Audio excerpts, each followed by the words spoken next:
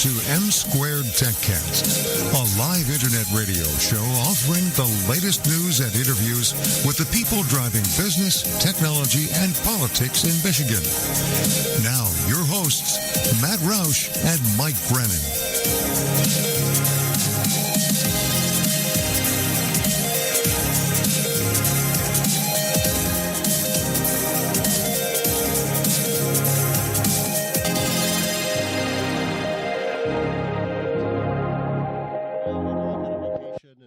Job got in the way a couple times, job, so, it happens. I know. You need to make a living, right? Right. Okay. So we have an interesting show, a pretty diverse show, lots of stuff going on. But as you know, we also, one of our publications is Michigan Marijuana Report. So we cover marijuana business, not consumer.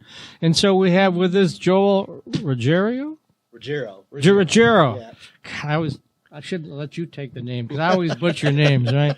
Co-founder and chief horticulturist at C3 Industries. But when did you open in Ann Arbor? Just recently, right? Yeah, our corporate office just opened a couple months ago. Really? And we are under construction for our cultivation facility in Weberville. Uh-huh. And our Detroit store just opened last week. Ah, and that is where in Detroit? It is on 2037 Groesbeck Highway in Detroit. So okay. If you haven't visited the store, please go check it out. All right.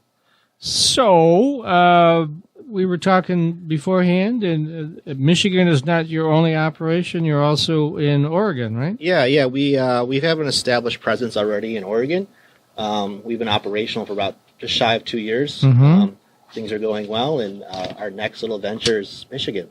Yeah. Well, you said you got involved in this business quite some time ago in Colorado. Talk about that. Yeah. I started in the business in 2011. Medical cannabis became legal in 2009 in Colorado. I didn't find my way out there to about 2011. Worked for a major company out there for quite some time until I ventured off to Oregon to kind of branch off and do our own thing. Huh. Okay. And no, I know one of the ties here is your two co-founders. You'll have to name them here. Both U of M graduates, right? Yeah. Encore and Vishal Rangta, they are U of M graduates. And Encore is based here in Michigan, and it just kind of made sense for us to come back to Michigan and really kick things off. Mm-hmm. All right. And so let's talk a little bit about the product itself and what you're going to be offering. Your product line is? So we offer a full range of cannabis products, obviously flower, concentrates. And we'll do a line of vape pens, cartridges, and edibles as well. Our retail locations are branded high profile. We're looking to have around 20 stores in the next 18 months in Michigan. Mm-hmm. With the first one already online in Detroit, and then the second and the third one will be in Ann Arbor, and the other one will be in Grant. And where? In Grant. Oh, Grant. Yep. Okay. North of Grand Rapids, I think. Yeah, right? Yep. Okay. And then what future locations are you looking at elsewhere in Michigan? Well, we like to plant our flag kind of all over the state. Obviously, we're eyeing Lansing. Grand Rapids, I imagine. Yeah, all the major hubs of Michigan. We like to kind of plant our flag. Mm-hmm. So. Now, don't bring it into Lansing because they're big consumers there, and we don't want to, affect their studies or anything. Yeah. So, what is your dispensary? What is your store? What are they going to look like? Describe the store too. Yeah. High Profile is our retail brand. The stores, I would, they are kind of a modern look on the cannabis. I wouldn't say so much of an Apple look, but we kind of have our own little our brand kind of etched out in the stores. You'd have to come check it out to actually get a look for yourself. Ah, okay. It sounds like an invite to me, man. What do you think? Okay. Yeah, I'm going after the podcast. I'm going down to the store, so if you want to come, we can go. Okay. So let's talk a little bit about the stores themselves. When you say high-profile store, what exactly does that mean? Yeah, so we high profile as a retail front. We wanted the people to understand that, yes, it is a cannabis dispensary without making it too hokey. So, the branding around high profile is very, when you see the sign, you'll know what it is, but it just is screaming loud and it's kind of hokey. A lot of brands are a little bit hokey when it comes to cannabis. So we wanted to be a little more refined and just, mature as the branding goes for the high profile brand. Okay. Yeah, my wife and I took a vacation to Colorado in 2017, and one of the things I noticed was in some of the more allegedly conservative areas, seemed like there were more marijuana shops than there were in some of the hippie havens like Estes Park. There aren't any. The town council decided they didn't want the extra traffic, I guess. Yeah, some of the high tourist areas, they kind of shun them away, so, But yeah, I mean, it was interesting to see where the concentration of them was. Yeah. And I have to think of it as a lot of people using it, for pain relief and other just rather than just recreational. Yeah, just recreational. Yeah. Colorado demographics are a little bit different, but they kind of zone the retails to be in certain areas. Mm-hmm. Obviously, Colorado's a high tourist area too, so they didn't want too much of a bad image. Yeah. So I was in Amsterdam 2 years ago, and the cafes are quite different there. Yeah. And I just had the coffee, though. I just, want a disclaimer. And so when you go in there, people are consuming. We don't do that yet in Michigan. I don't know if they do that in Colorado either. But is that coming? Are we going to have Amsterdam-type cafes? Yeah, I like to think, the problem with, obviously Michigan's medical at the moment, recreational soon coming. Yeah, next year. It gets kind of in a sticky situation where, especially when tourists come to town, you're allowed to purchase the product, but you're not allowed to consume it, obviously, in your vehicle or in a hotel or on a public space. So where do you go to consume the product? Right. I think it's a natural progression to kind of move towards coffee shops, as they call them. Yes. It's just a matter of time. Kind of where are the consumers consuming the actual product in a safe space? Okay. So what's been your experience with state regulators? I know you must be working with them fairly heavily on getting these locations out. Yeah. We've worked extensively with many regulators. Michigan has been one of the more easier states to work with the local municipalities, where some of the other states we've worked in, it's been a little bit more difficult. Michigan has welcomed us with open arms in most cases to help us kind of walk us through the process. Previous administration would not have. That was quite a change. I mean, the Attorney General was totally opposed to it in the previous administration, and the current one is not. And, of course, the governor is a big supporter of it as well. Yeah, that helps. It's very helpful. Yeah. Yep. So let's talk a little bit about your facility that you're opening, 34,500 square foot in Weberville. So where does that stand now? Is that you're just building it? Or? Yeah, I was just there this morning. We like to think that doors will be open for cultivation in the next couple of weeks. Mm-hmm. It's been an extensive project. Mm-hmm. The facility itself will have house cultivation, extraction, and an edibles kitchen, all under one roof. We like to think we're going to have plants in the ground. That's just a saying. It's indoors actually in the next couple of weeks. And the idea is that we'll have product to market probably in about 4 to 5 months. Okay. Well, that's pretty fast. Yep. And of course, the beauty of indoors, of course, Michigan, we have a short growing season, 5 or 6 months. But if you're indoors, it doesn't really matter, right? Yeah. We run a perpetual cycle. The facility itself, we're able to produce about 500 pounds a month out of the facility. Wow. And all the product that comes out of the facility on the cannabis brand will be called Cloud Cover Cannabis, which is our established brand already that we have in Oregon. So it could be, it's going to be really exciting. And then the line of concentrates will also be called Cloud Cover Concentrates. And then hopefully those will be in our stores, high profile stores in the next few months too. Well, both Michigan and Oregon being cloudy states, I guess that makes sense. Yeah. You got to go into Washington State next, because I lived in Seattle for 7 years, very cloudy there as well. Yeah, so. well, actually, Washington's a little bit more difficult to be an operator, but, we'll see. Okay. Yeah. So go ahead, Matt. Let me ask the Matt question. Oh, yes, go ahead. This is a question I started asking every guest that we have during the last recession when jobs were hard to come by. Are you hiring, and if so, for what skill sets? What are you looking for? Yeah, we are hiring. I should probably plug our website right now. Sure. Please go check out cloudcovercannabis.com, and we do have a jobs page on there. We are hiring for multiple positions, anywhere from cultivation techs to packagers, all the way up down to our retail level, where we actually have bud tenders, receptionists, the whole nine. We're looking to hire probably about 300 employees over the next 18 months. That would include retail, though, as well. That's right? retail. That's the company as a whole is looking to hire about 300 employees. And at the facility, the grow facility, 50 or so? Or? Yeah, at the cultivation facility in Weberville, we'll probably have a staff anywhere between 40 to 60, depending on how things turn out there. Well, let me follow up with that then. since this is a brand new industry, how difficult is it finding people with those kinds of skills? Or did you train? Well, that's a great question. We look for a wide range of skill sets. We actually prefer in some of the jobs that we hire a fresh slate. We like to kind of train our employees, our techniques, our styles. And then some of the jobs are more high-level jobs where you do need a formal education or background in that particular section to be able to get an interview. But we take anything from, high school education all the way up to, a doctorate degree. So yeah, some of our universities, I believe, is it Michigan Tech or is it Marquette?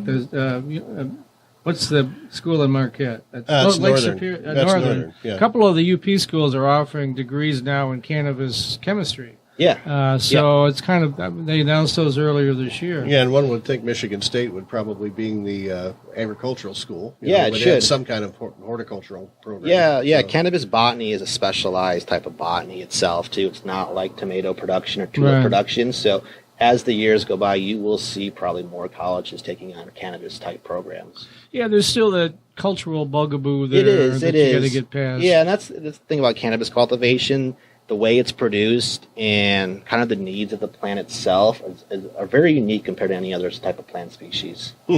So I do believe that in the next couple of years, you'll see more of these programs go online. Got 3 minutes left, Matt. Okay. What else how would you compare again? Let's go back to the Colorado market versus the Michigan market. What advice would you offer folks in Michigan? Because everyone's still groping here trying to figure out what's the best way to do it. Yeah, and how are we going to do this? Right, yeah. Yeah. Obviously, everyone's kind of going through the growing pains out here in Michigan. Right now, I wouldn't really compare Colorado and Michigan. They're kind of not the same kind of animal, I would say. Obviously, we're going through the growing pains in Michigan, but the state has really helped us kind of coddle us through the process. We all of our producers were trying to get online. Everyone's trying to get product out to the market so the patients do have a clean product they're able to consume. So I like to say that, give it some time and kind of all the kinks will get sorted out. But, if I were to compare Michigan to Colorado, they kind of went through the same growing pains back in the day as well. Mm-hmm. Okay. So talk a little bit about give me some details on the products you'll be offering. I mean, obviously plant, but, Yeah, so, one thing we like to pride ourselves on is a lot of our cannabis, the flower that's in smokable form. We will be bringing a new library of cultivars or varieties to the market in Michigan. One thing we pride ourselves on is consistency. Every time you buy a variety from us, that's the same type of variety you bought in 6 months. 6 months later, it will be the same The consistency. McDonald's of cannabis, right? Yeah. Well, I wouldn't call us the McDonald's. Consistency. Yeah, we're consistent.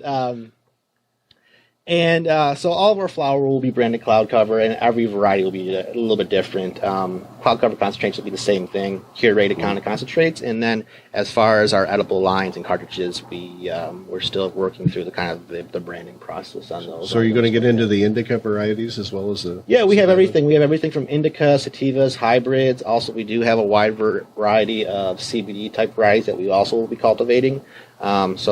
Keep your eyes peeled wherever you're into. We will have that particular variety available on shelves. All right, we're going to have to call it quits for this segment. One more time, what's that website where they can find out more? Yeah. You can go to cloudcovercannabis.com, and then please go check out our store, High Profile. It's in the Detroit area. Okay.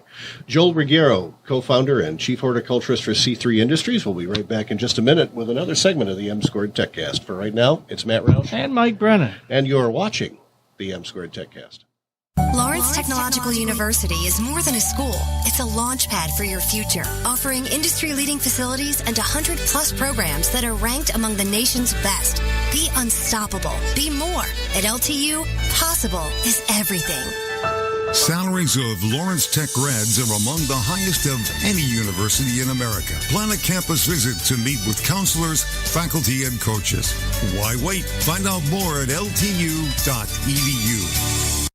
Lawrence Technological University graduates earn a degree and a higher starting salary. In fact, when it comes to earning potential, the Brookings Institution ranks LTU 5th among U.S. colleges and universities. Be enriched. Be more. At LTU, possible is everything. Salaries of Lawrence Tech grads are among the highest of any university in America. Plan a campus visit to meet with counselors, faculty, and coaches. Why wait? Find out more at ltu.edu. As a Lawrence Technological University graduate, you're not only marketable, you're worth more. Yes, more. According to Payscale.com, when it comes to graduate salaries, LTU is in America's top 100. Be invaluable. Be more. At LTU, possible is everything. Salaries of Lawrence Tech grads are among the highest of any university in America. Plan a campus visit to meet with counselors, faculty, and coaches. Why wait? Find out more at ltu.edu. What do you get at Lawrence Technological University? Everything. Great labs and studios, supportive professors, plus a full campus life, NAIA athletics, and all the software you need to succeed. Be smart. Be more. At LTU, possible is everything. Salaries of Lawrence Tech grads are among the highest of any university in America. Plan a campus visit to meet with counselors, faculty, and coaches. Why wait? Find out more at ltu.edu. Hey, it's Matt Roush. And Mike Brennan. And we're back with another segment of the M Squared Techcast. Right now we have with us in our guest chair, Mason Almascotti, who is Chief Executive Officer of the FinTech Consortium in the United States. And they have a new partnership with TechTown that you want to talk to us about. So welcome, first of all. Thank you for having me. All right. So you've opened a physical location in Techtown, Detroit? Correct, yes. Yeah, let's talk about that a little bit. Yeah, so our location in Techtown is the second in the United States. The first was in Silicon Valley, only in May of this year. The Detroit location is very much focused on doing three things, focusing on innovation in fintech and blockchain, auto-related fintech, and mortgage tech. Okay. Well, let's have a definition of fintech, first of all. Sure. So it is kind of a shorthand. Yeah. Okay. So fintech for us it's short for financial technology, but under that we look at all sorts of different things that range from data analytics, artificial intelligence, blockchain, basically anything or any tools that you can use to improve financial services. Okay. And then at TechTown, talk a little bit about what you're going to be providing there. Sure. So all our innovation hubs work in a similar way. We work with our corporate partners. These are financial institutions that come on board as partners of our platform to really work on a number of things. Incubation of new technologies, working with startups to help them improve and develop and test their solutions, and then a range of training and educational initiatives that are related to financial technology. Okay. Will you have innovative or co-working space or incubator space? That's correct. So the physical space for us is part of what we offer, but of course that's a very basic part of the proposition. Okay. And so you're working with Flagstar Bank and Flagstar Mortgage Tech Accelerator. How did that all work out? How did you come together with them? Sure. So Flagstar Bank is actually our first partner in Detroit, our founding partner in Detroit. And looking at their needs and their strategy, we thought that it would be quite innovative to establish what is the very first mortgage tech accelerator in the United States. So we designed this program with them to target many different aspects of the mortgage financing value chain, everything from the origination phase all the way to underwriting and servicing of mortgages, and invited startups to apply to be part of the very first cohort that is launching on September 12th. Talk a little bit about your cohort there. Who are the young people, old people, mix of people? Yeah, so that actually will be announced very shortly. We haven't made that public yet, Okay. but what I can tell you is that it is a combination of profiles and startups. The one thing that's common amongst them is that they all have a minimum viable product. They've all been through some level of testing and funding, so we're not dealing with the very early stage. But You're not dealing with just an idea. You're Correct. Yeah, right. Okay. So startups that actually have some level of, let's say, proven solutions. So they may have angel funding or something along those lines? Correct. Yeah. Late stage seed funding, that kind of Okay. Yeah. And do they have to have a commercialized product already or not? Is that Not necessarily, but I think they need to have met certain testing hurdles that show that they're a viable product. Yeah, okay. All right. So what do they get from this from being in this cohort? What services will they receive, and over how long of a period will they receive it? Well, the program is I guess customized or made quite bespoke per startup. So this isn't a volumes game for us. We tend to work with cohorts of anywhere from 5 to 10. And then customize each of the programs just for them. So in this case, each startup will receive a mentor, and the mentor will work with them to identify what are their top 5 pressing needs, whether that's further innovation and testing of their solutions, or whether that's more addressing the business setup side of things, and helping them through that process. And at the end of it, they will get to have a validated product that's been tested by the Flagstar system. And is there funding for the winners, or if there is a winner, or how, I mean, is there funding involved in this at all beyond what there is the possibility of funding, so we don't promise or guarantee funding. But if the solution is interesting enough and either Flagstar or ourselves want to invest in it, then that is certainly a possibility. Sure. Can you give us a couple of examples of, without naming these cohorts, just sort of what they're working on, some of the ones that really come to mind? Sure. So on one side of the mortgage tech spectrum is the customer servicing aspect of it. So we've been working with one startup that is focused on automating the customer service and back office side of things. So when a customer interacts with a financial institution, whether that's to update documents, retrieve documents, or provide any sort of support for their mortgage, they're dealing actually with an automated process. That's not actually a human being on the other end. It's artificial intelligence. Sure. Well, AI is going to rule the world here at some point, right? Correct. You know? Yeah. So that's on one end, and then on the other is a whole range of origination type tools that that automate that process too. You also, I see blockchain. What are you doing in blockchain?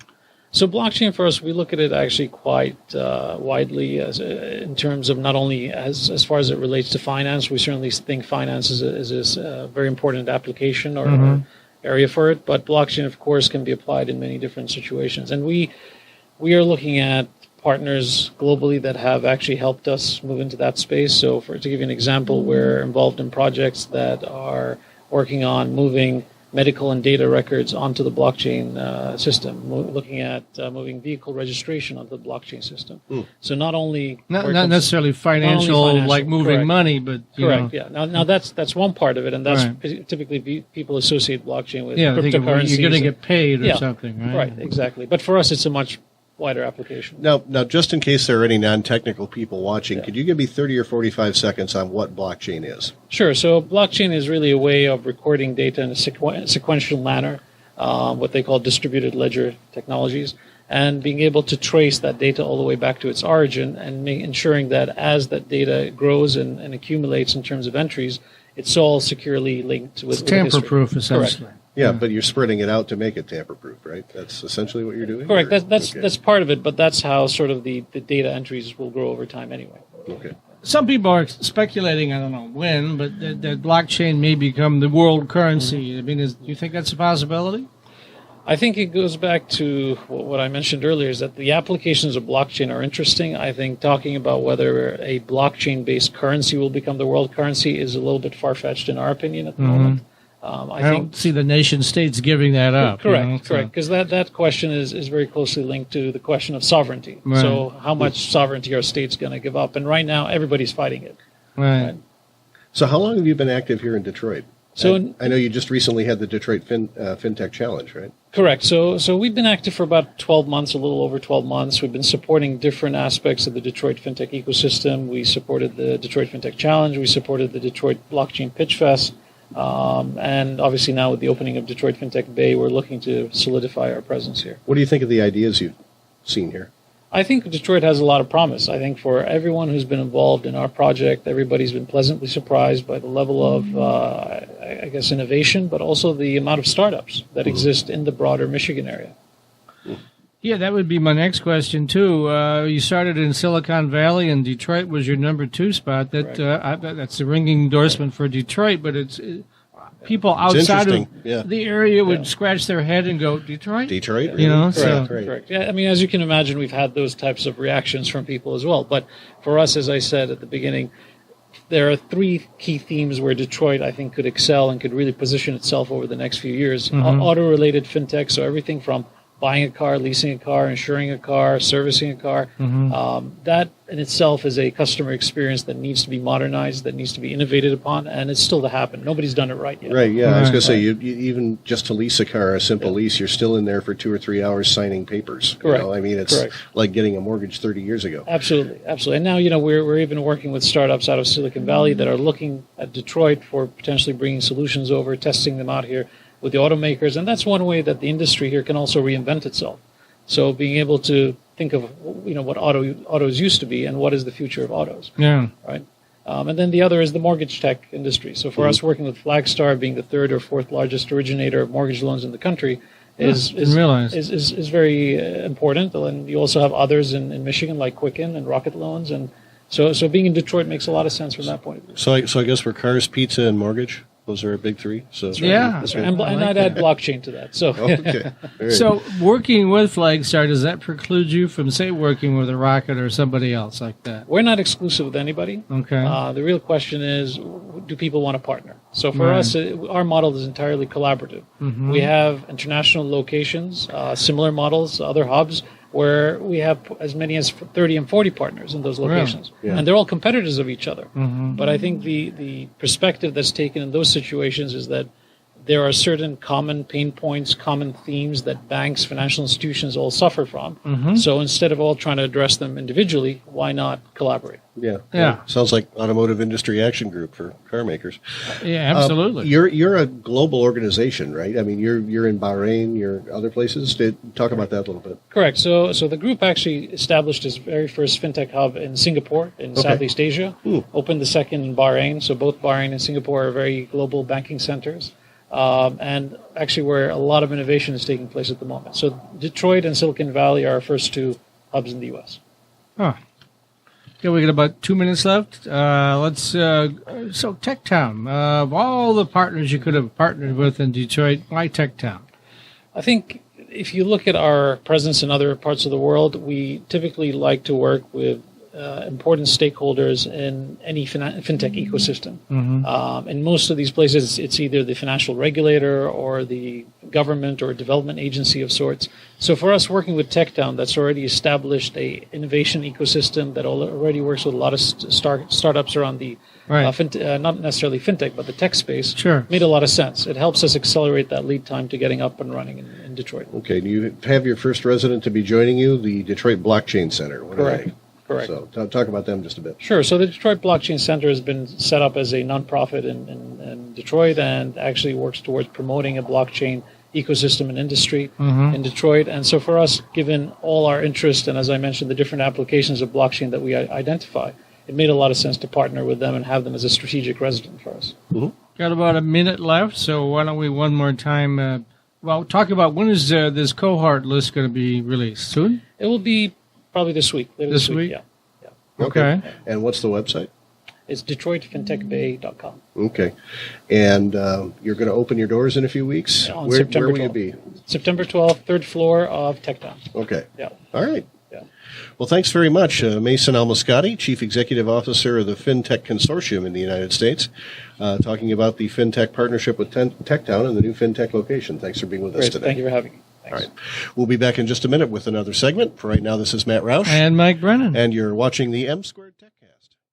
Lawrence Technological University is all about opportunities. You learn beyond the campus, doing real-world research for top companies and honing your skills through co-ops and internships. Apply what you learn. Be challenged. Be more. At LTU, possible is everything. Salaries of Lawrence Tech grads are among the highest of any university in America. Plan a campus visit to meet with counselors, faculty, and coaches. Why wait? Find out more at ltu.edu. Lawrence Technological University graduates earn a degree and a higher starting salary. In fact, when it comes to earning potential, the Brookings Institution ranks LTU 5th among U.S. colleges and universities. Be enriched. Be more. At LTU, possible is everything. Salaries of Lawrence Tech grads are among the highest of any university in America. Plan a campus visit to meet with counselors, faculty, and coaches. Why wait? Find out more at ltu.edu. Welcome back. It's Matt Roush. And Mike Brennan. And you're watching the M Squared Techcast at PodcastDetroit.com. And we have in the hot seat one of my business partners, David Simon.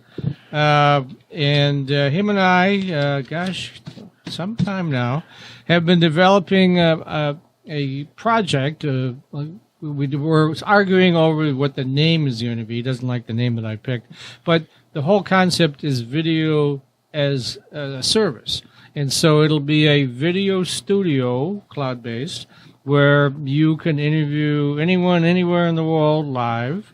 and it'll have features such as green screens, lower thirds, that's the caption stuff, watermarks, it's a limited editing capability. Bugs and crawls and all that good stuff? Yeah. Okay. And then it will be broadcast out live to, right now, Facebook and YouTube.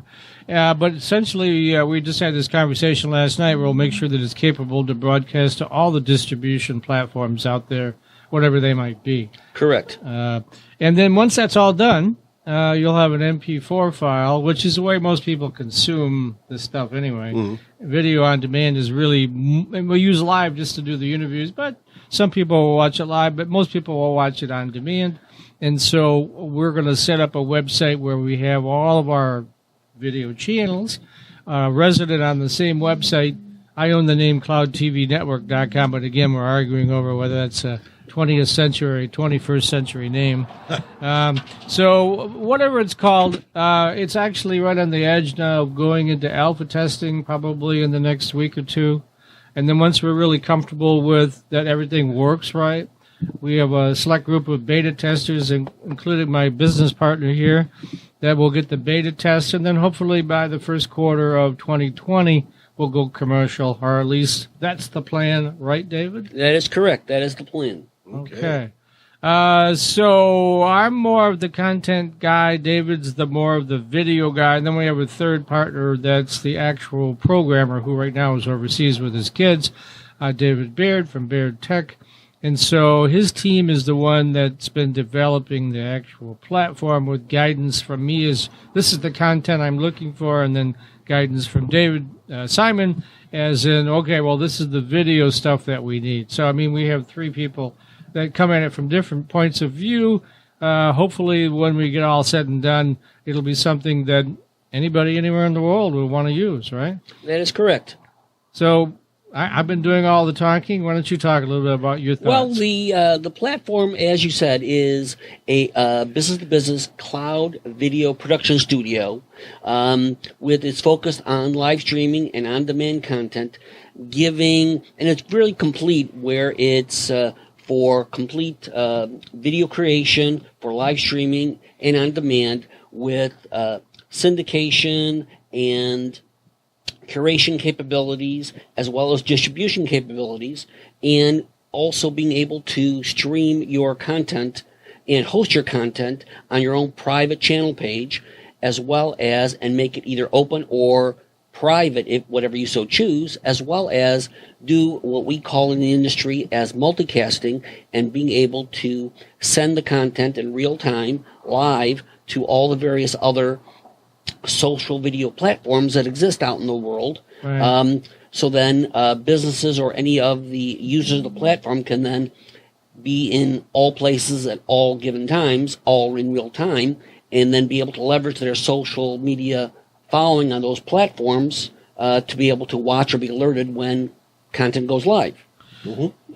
And there's a lot of possibilities. For instance, David Beard is in the music business, and he sees the possibilities there of session musicians and gigs and musicians in general, and there are millions of them around the world, might want to use the platform to do a concert or collaborate with other musicians. Yes, that is one vertical that has a huge potential, whether it be musician or musical talent, or any entertainment venue that would fall into the entertainment realm, whether it be music or comedy or anything like that, for collaboration purposes, or even giving a entertainer, we'll call them, their own private capability of being able to have a venue for their fan base, to be able to watch a behind-the-scenes or basement production or whatever else, and really be able to go one-on-one with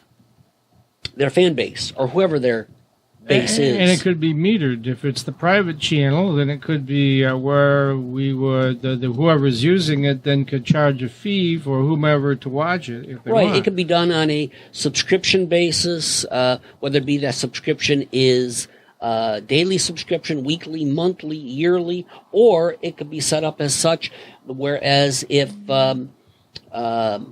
a comedian or a musician wanted to have a session, they could just have it open so somebody who'd be viewing could then just tip them or give them a one-off payment, whatever that might be, to be able to be in their fan realm. Sure. Did you want to ask anything there?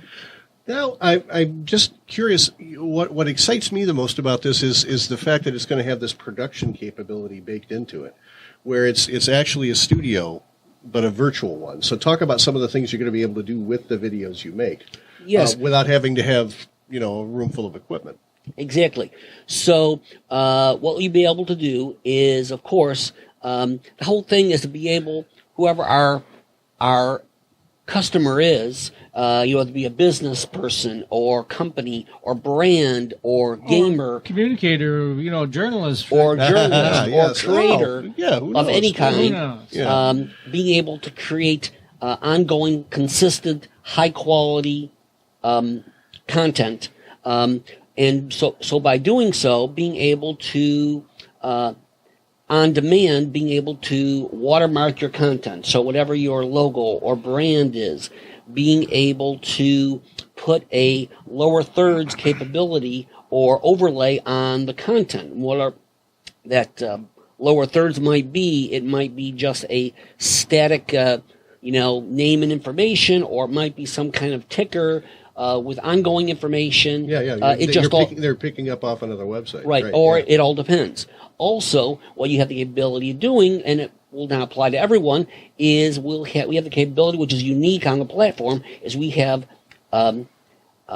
virtual green screen, as we like to call it. So if somebody is in somewhere and they're doing a video, whether it be remotely or in a studio or in a home or in a basement, as long as they have green screen behind them, whatever that is, professional, or it could be just a shower curtain that's green, per se, to go on the lower end side. Yep. It can automatically take out the green, and they can put in whatever background image that they want to put. And that will be very special for certain kinds of clients who may be in a situation where they don't want people to see what is behind them for whatever reason, sure. or just to have it. Just to create look a little more professional, or just to create a bit more professional capability. And now, also, what is also very unique about the platform is being able to live or on demand, being able to multicast, as the terminology in the industry is called, and push in real time the live content to your own private page, as well as YouTube, Facebook, Twitter, Periscope, Vimeo, Twitch, Mixer, all the various large platforms out there. I think he named them all, pretty much. And being able to have your content, whether it be live or on demand, pushed in real time to all those platforms, giving you the capability of being on every channel, everywhere, just like a Democratic or Republican National Convention used to be in the old days when they were on every network. Every network. I remember that, sure. yes. Yeah. But there was only 3 networks at that point. So. Well, 4 if you count PBS. Yeah, but, right. That was Mr. Rogers reruns probably. So anyway, what's this going to cost me? Well, it is going to cost a very economical price, because our target is not, big, huge brands or whatever else that want to spend. It's the bottom of the triangle. It's really, and that's to be determined. Once we do all the testing and see what the bandwidth is, that's really the driving cost. But we want to make it accessible to anybody, to small, medium-sized businesses. Sure. But being able to give them the most bang for the buck in the video creation space, and being able to leverage all the capabilities of the cloud for their live streaming and on-demand video creation. And we think it'll be particularly popular with the social media folks out there, millennials in particular. You know how they are. They love to get on video or pictures, selfies, whatnot. So if we keep the cost reasonable, and again, we don't know yet. We'll know after the beta tests are over, and then we'll experiment with some costs when we go into commercialization, because you don't know exactly what the market's going to bear until you get out there and try to get it to bear it. Yeah, right. But I mean, it just has a lot of potential. Now, as you know, I've told you about that I'm also talking to a large corporation about working with them using this tool to harvest knowledge. I don't want to go into great level of detail because the deal's still pending, but that's another possibility, is that large corporations could use it if they wanted to, and it would be a low-cost way for them to capture video, to do training, to do a variety of things. That is correct. Because one aspect, what we've been talking about so far, is what I would like to call our business-to-business subscription model end of what we're doing, where a business organization will come and subscribe on a complete self-service kind of scenario. Well, they'll subscribe to it of any kind of cloud service and do it themselves, or do it themselves maybe with production or professional services capability. Yes, what you mentioned is correct, whereas we will be able to take the application as it is and then license it for large enterprise use, and even customize it for specific enterprise needs based on whatever the large user may require or desire. And of course, the prices would vary. If we have a large enterprise customer, they're going to be using a lot more bandwidth, using a lot more intensely than, say, somebody that's doing once or twice a week video podcast or something. That's correct, because really, most from our studies so far, most of the general live streaming or on-demand use for the occasional business or even ongoing video creators that you would find on either YouTube or Facebook or LinkedIn is quite consistent as far as the usage and the bandwidth. But a large corporation or brand who wants to use it, maybe for enterprise licensing purposes, will be more on a case-by-case basis, because that is more of a custom scenario. Right, absolutely. Based on their use case. What other points should we make here? We got about 3 more minutes left. What did we miss that we didn't talk about? What did we miss? Well, I guess the development of this was a challenge, though, right? There were a lot of technical issues to overcome. So that's development. You will have solved a lot of problems for people, I think, based on the number of problems you had to overcome to get this to market. I don't even want to go into those. It would rip my hair out. Is never a walk in the park, no matter what industry or technology vertical you're talking about. This is something kind of brand new, Exactly, it is. And we think we brought in a lot of elements from various other scenarios and put them in under one roof to give our end customer a complete package for live streaming and on-demand video production. Clearly, we looked at, there's half a dozen competitors out there, and they all bring something to the party. And what we did But not everything that you bring in one big package, including the whole point of being able to live podcast, broadcast to all these different platforms. Nobody's doing that we're aware of right now.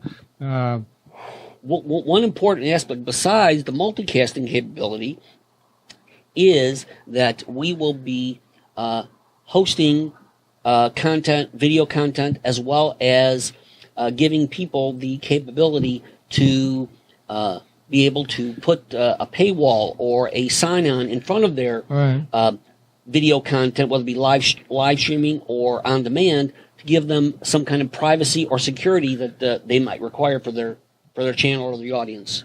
Yeah, absolutely. Very cool. Again, we don't have the name nailed down yet. Right now, the working title is myvideostudio.com. And that's MI Video Studio. Yes, myvideostudio.com. David, think that sounds too Michigan-oriented, but MY, if I wanted to buy that, would cost me $30,000 or something. Okay. So we'll come up with a name. We're not to that point yet, but we will be. We have to have a place. Well, we have a platform right now, but when we're doing testing, I don't think we have to worry too much about the name. But that's the other thing we could do is poll people to see what kind of a name, run names at them, and see what resonates, right? Okay.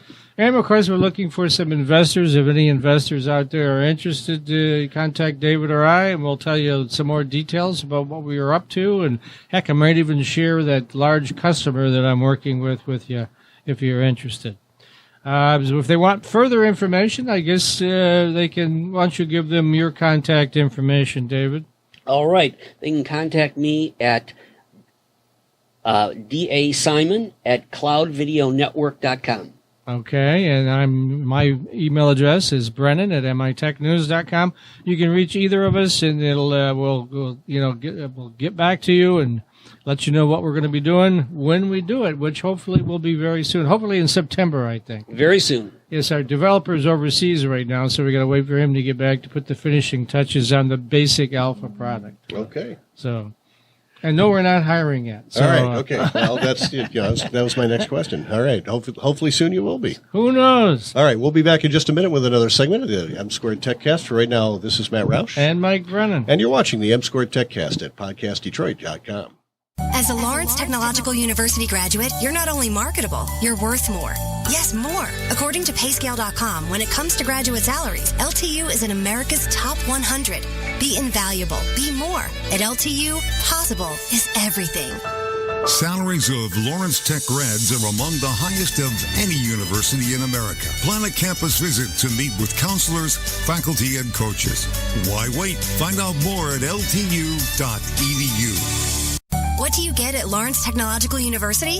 Everything. Great labs and studios, supportive professors, plus a full campus life, NAIA athletics, and all the software you need to succeed. Be smart. Be more. At LTU, possible is everything. Salaries of Lawrence Tech grads are among the highest of any university in America. Plan a campus visit to meet with counselors, faculty, and coaches. Why wait? Find out more at ltu.edu. Hey, it's Matt Roush. And Mike Brennan. And you're watching the M Squared Techcast. Yeah, watching. How about at that? PodcastDetroit.com. And so this segment is the shameless plug for Lawrence Technological. Yeah, where's our bell? We needed one of those bells we in don't here. have a bell anymore. So, yeah, for Lawrence Technological University, which is the sponsor of these podcasts, and of course Matt works there as a day job. A day job. A fun day job. That most draws him away from the show far too often. I have to talk to Bruce about that. And so today's the first day of classes. Yes, it is. Yeah, move-in day was Friday. We had about 1,100 students moving into our residence halls now. Lawrence Tech, for years and years, it was the school that you went to either finish a bachelor's degree, usually in engineering, or to get a bachelor's degree in engineering or architecture, going a lot of working professionals who would go nights and weekends. That market has changed, and we've sort of remade ourselves over the last 10 or 12 years or so into a much more traditional residential college serving 18 to 23 or 25-year-olds. So we have built one dorm way back in the 70s, but in the last 10 years or so, we've built 3 modern residence halls. And as I said, we now have more than 1,000 people living on campus. And these are not your father's dorms or even your dorms. They have very unique high-tech touches, zoned heating and air conditioning and LED lighting and all of that good stuff. They have Wi-Fi, of course. Well, oh yes, very, very blazing Ethernet, fast. Yeah, right? very fast Wi-Fi. They even have touches like, there's common kitchens, common lounges, there's spaces for study, there's spaces specifically designed for gaming, computer gaming. There's even a bicycle repair station with tools in a couple of them, and that's pretty cool. So we had the kids moving in. We have a freshman dorm, East Housing, that's got about 310 people in it, and then a couple others, Donnelly Hall and Royce Hall. And things are kicking off. Today was the first day of class, and our first event for the fall is actually Thursday, the 29th. That's Ford Day on campus. Ford, as in yes, the car maker? as in the car maker, yes. Sort of like Kettering has a relationship with GM, Lawrence Tech was born out of Ford Motor Company's Highland Park complex. That's where the original campus was, and Henry and Edsel Ford were in on the formation of the college. Students on Ford Day on the 29th, Thursday, can talk with Ford representatives and check out Ford cars and trucks. So it's a little mini auto show on our quad. Our big kickoff to the academic year, though, really comes right after Labor Day. It's Saturday, September 7th. That's Convocation, which is a ceremony to welcome our freshmen in. We've got more than 500 freshmen coming in. Well, they say first-year students now, not freshmen anymore. Yes, yeah. Fresh people. Fresh people, yes. Also, what we do at that event is we present our Global Citizen Award. This year it's going to Jean Malabé-Vazqueur, who is the honorary consul of France here in Michigan. He had a 40-year career in the auto industry, mostly with Chrysler. And he has a slew of college degrees. He's got an undergraduate degree in business law, an undergraduate degree in engineering, and an MBA. So he's been around. He's worked all over the world. He's worked in a dozen countries. So that's going to be a nice honor for him at our convocation ceremony. And then there's a football tailgate, and at 1 p.m. it's our first football game against St. Xavier University of Chicago. Okay. We've got a beautiful new stadium to talk about. Over the summer, a $2 million project, we built a grandstand to seat more than 2,000 fans. We're still using temporary trailers for locker rooms and portable bathrooms at this point. But in the future, we will add permanent team rooms, restrooms, and a concession stand sort of underneath the grandstand. It was built that way so you could build stuff underneath it. And then eventually a 2-story press box and a 2-story team room on the south end zone that'll have coaches' offices and training rooms and meeting rooms and that kind of thing. That's going to be built piece by piece as donations come in, as funds become available. And, we are amenable to talking about naming rights if anyone's interested. It could be the podcast Detroit Stadium, for instance, there you right? go. So What do you think? No? Okay. He's not even looking up. So. So no reaction from Dave. Yeah, okay, he heard it. I think the answer for now is nah. Okay. But our other home football games this year are September 14th, September 28th, October 19th, November 2nd, and November 9th. All games start at either noon or 1, and you can find out more about football and all of our sports at ltuathletics.com. Coming up Thursday, September 12th, this is interesting. We actually got a grant from Michigan Council for the Humanities, which is now just called Michigan Humanities for this.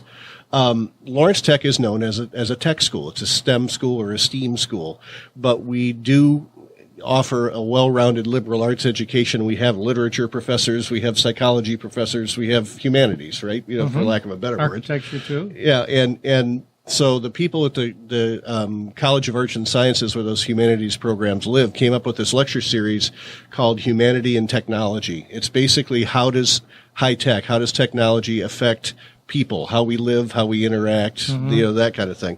And so there's a series of 5, 6, 7 lectures a year supported by this grant that starts Thursday, September 12th, and they're lunchtime conferences, so people can come on their lunch hour if they want. The first speaker is Tung-Wee Hu, who is a professor of English at the University of Michigan, and he has a pretty provocative title for his lecture. It's called Against Internet Freedom. He's describing how internet freedom can be a double-edged sword, and let the bad guys frolic as well as let information run free. So It was a pretty interesting presentation, I think. There's other events coming up in that lecture series. They include the psychology of video games, the politics of the Flint water crisis and the science of the Flint water crisis, and the legacy of a renowned science fiction author named Octavia Butler, whom I have never read, and I'm going to have to get into that because I'm a pretty big sci-fi guy. Octavia Butler, never heard of him. Yep. Saturday, October 12th, moving into October, if you like fast cars and noisy stuff, it's the LTU Grand Prix. I don't know if you've ever watched a Formula SAE race, but it used to be called SAE Mini Indy. And what it is half-scale Indy cars that'll go 60, 70, 80 miles an hour around a track that we set out on our parking lot. We set out a road course on our parking lot. It's flat, not banked. Right? No, yeah, it's all flat. And so sometimes they spin out, which is fun to watch. And it's LTU's Formula SAE car against a bunch of other universities that come in for the day. So we'll get University of Windsor, Kettering, Western, occasionally Michigan, Toledo, Grand Valley, schools like that, Fair State, people like that will show up, Oakland U, and it's all in good fun. And 2 years ago, in a driving rainstorm, we won it because I think our rain tires are probably better than anybody else's. And last year, I think Hope College actually won it because one of my colleagues, the social media guy at Lawrence Tech, is a Hope graduate, and he said he'd give them money if they won, and they did. So he had to write him a check. There, yeah. Yeah, but it's this is a lot of fun to watch. Our homecoming week this fall is the week of October 14th through the 19th. We've got a whole bunch of activities, mostly geared toward alumni, but some geared towards the general public. There's a lecture in there that the President's Symposium, and the football game is Saturday the 19th. pretty much closing out all the big events for the fall is as yet to be determined. We haven't come up with a speaker yet. That's October 29th is the annual Harold Hotelling Lecture. There was a really beloved professor there of economics named Harold Hotelling who died in 2009, and they started this lecture series in his memory. The prior ones have included topics like market-based school reform, income inequality, national security challenges. So it's a wide-ranging set of, basically of lectures, and that'll be a good one too. And that's an evening program. So, and that's pretty much the fall at Lawrence Tech. Wow. A lot of stuff going on. Yeah, well, then you got, beyond that, I guess you start moving into Thanksgiving and Christmas. Yeah, everybody's busy with finals and that kind of thing, right? Okay. Any other exciting news coming out of LTU you want to talk about? I mean, I get your press releases all the time. So yeah. Anything you want to highlight? No, I think I just covered it right here. I mean, we're doing well. We're growing in almost every college at the university, which is nice to see given the fact that, higher education institutions, particularly private ones, are challenged these days. We've had to reach farther and farther afield because the pool of available high school graduates in Michigan is shrinking and is predicted to keep shrinking for another 10 years or so before that turns around.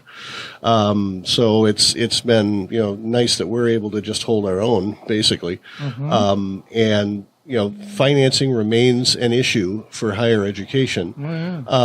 But you have to look at all of the services that universities are providing now that they didn't used to.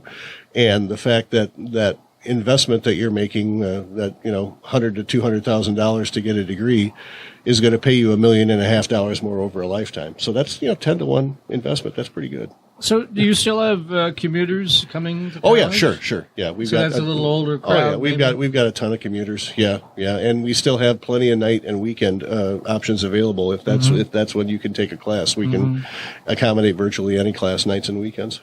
So, and then a lot of the classes there start at like 6 at night, 5:45, 6 o'clock. So, because that way everybody can go, the kids can go, and the commuter students can go. Sure. And you have that new esports, is it an arena? Yeah, that is interesting. They took what used to be a meeting room at the college, about maybe 4 times the size of the studio, and turned it into an esports quote-unquote arena with 12 really sophisticated high-end gaming computers in it. Custom chairs, really nice headsets, and then they have one big wall that's like, a video screen for spectators. There's a small area for spectators there, but a lot of these esports competitions now are streamed online rather than held in physical locations. But basically they usually play multiplayer battle games. League of Legends is a big one, I guess. Overwatch also. And I remember the first one we had, LTU sponsors a high school tournament in conjunction with Yellow Flag Productions, which is a TV production company that does This Week in LTU Sports, and they also do some Michigan high school sports shows.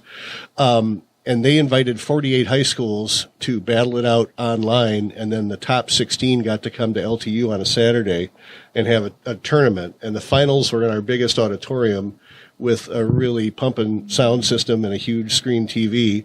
And so it was 4 kids from Troy High against 4 kids from Bloomfield Hills High, and about 150 people in the auditorium. And every so often something would happen in the game and they'd go nuts. The audience would go nuts, and I had no idea what was going on, of course. But you could kind of tell what was going on too, because there was some latency between what was actually happening in the game and what went up on the big screen. There was 3 or 4 seconds difference, and so you'd see the guys at the table going or like that, and then then it would turn up on the big screen, and then the crowd would react. So it looks like a lot of fun, but there's more and more of that.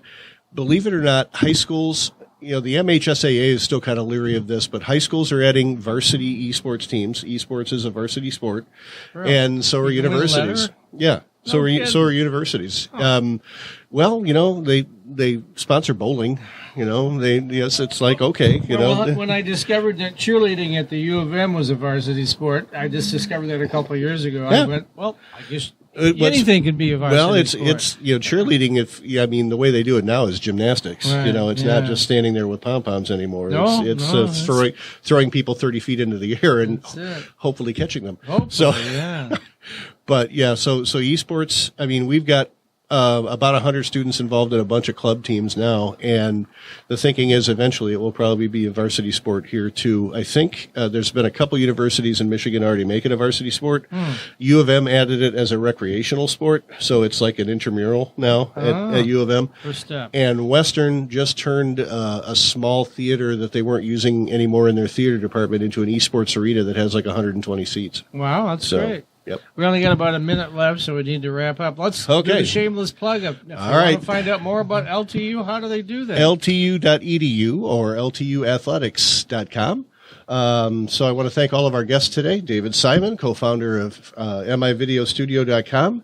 Mason Almascati, Chief Executive Officer of the FinTech Consortium, who talked to us about FinTech's arrival in Detroit. That sounds pretty cool. Yep. And we kicked off the show with Joe Ruggiero, co-founder and Chief Horticulturalist of C3 Industries. A cannabis, vertical integrator. It's going to be it all going, right? It's going to be a cannabis superstore, I think it sounds like. Sounds like. And 2 U of M students are also co-founders in that, so bringing it back home. Okay. Do we have a show next week? No, next week we're off for Labor Day. We're off for Labor Day. That's right. Back on September 9th. So we'll be back on September 9th, and we'll see you then. For now, this is Matt Roush. And Mike Brennan. And you've been watching the M Squared Techcast.